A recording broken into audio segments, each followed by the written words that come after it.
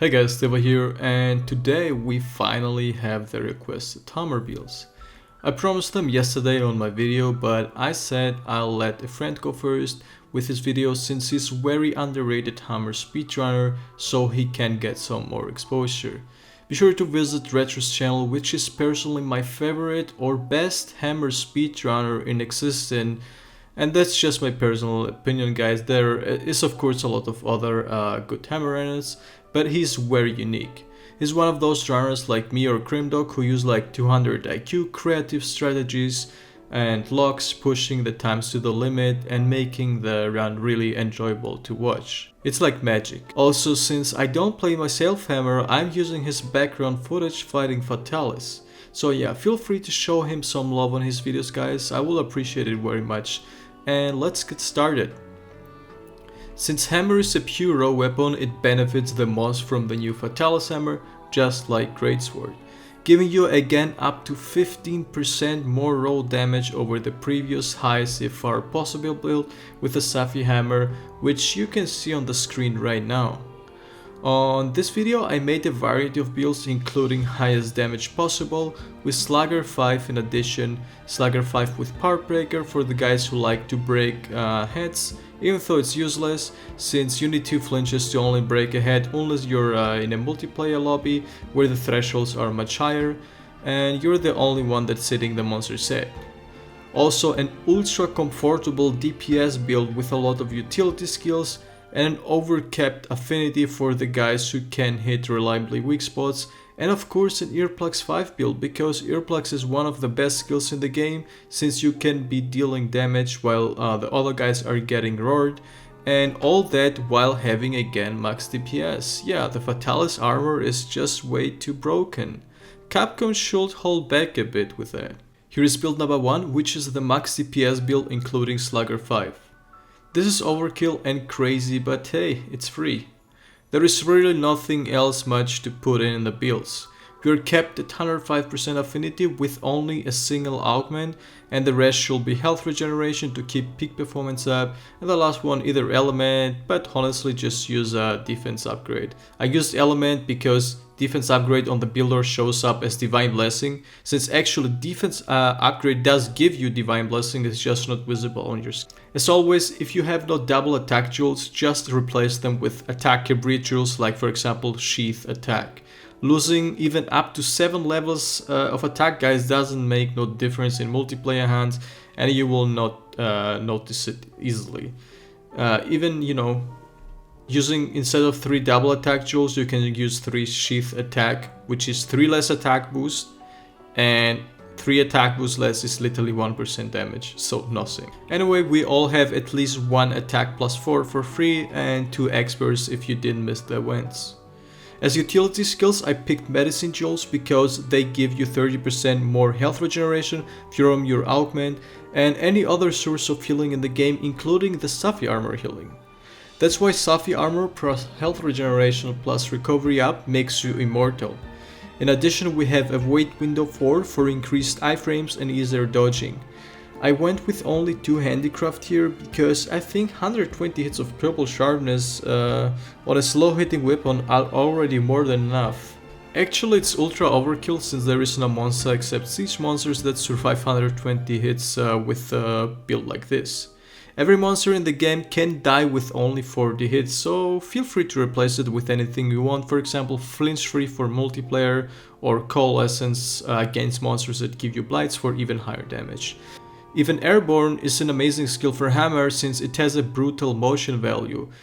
I didn't include Airborne in any of the upcoming builds, but it's a really good skill, so consider replacing either one Slugger or Handicraft with Airborne. Build 2 is an amazing Earplugs 5 build which deals exactly the same damage as the first one due to having also maxed out raw skills. So honestly, watching this, it's much better than the first build because all we dropped is a double handicraft, which is overkill anyways, so is Slugger 5. What you can do if you want more sharpness is drop another level of Slugger because honestly, there is not guarantee that you get additional echo with more level than Sluggers.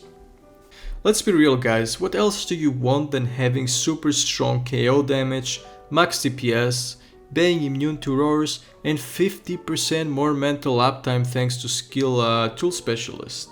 Also, Frostfang's armor is best in slots, so it's another nice free set bonus. Ryozo is going full out buffing his favorite weapon. They probably asked him how strong to make the hammer and he just answered yes, so the team knew already what to do. Honestly, the only thing that is between you and this build is not Fatalis, but the 3 double attack tools, right? Just used as mentioned before, attack sheath, 1% more damage for 3 less attack is irrelevant. Don't get tricked by how good max out skills look. It's nice to have but technically useless in a hand. Build up a 3 is on paper the highest damage possible, and it's 3% more than the first build thanks to Resentment having only 5% more raw than peak performance and using 2 attack augments instead of health regeneration. But honestly, just quit playing Resentment. It was never good skill, it's just on paper good, because not being able to use health regen automatically downs your DPS due to not being able to tank hits and spamming attacks, also requiring healing. Unless you don't get hit, then by any means sure, go for it. That's 3% more damage. However, this is the strongest paper build in the game at the moment for Hammer, but gaining 3% more damage and losing a shit ton of utility skills, for me personally it's just scope. Like, just look at the previous build. I mean, technically not having Earplugs here just makes you lose more than 3% damage because you cannot attack the monster while being roared. I'm just including this for the sake of the people not crying that there is stronger builds as always, only because they're stronger on paper.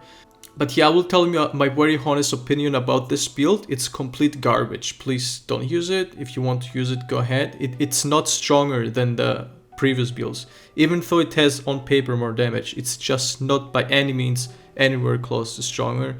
Yeah. I just want to get this out because people, you know, think if your build has 5% more damage or 3% more raw, it's automatically better when, you know, while being roared in Earplugs you lose like over 20% damage. So you can say literally the build 2 in 1 roar gains you like 20% more damage. Sorry for the rant, guys. I keep seeing on Discords like people say, oh, haha, you're using Earplugs 5. Look at me, I'm having 5% more raw because of Resentment. It just makes me mad because they also recommend that to newer players and then just whatever. Build up a 4 is a max Slugger and Partbreaker 3 build. You lose about 10% raw damage for dropping peak performance, and here again applies the same rule. 120 hits of purple are overkill, feel free to add flinch free for multiplayer or coalescence.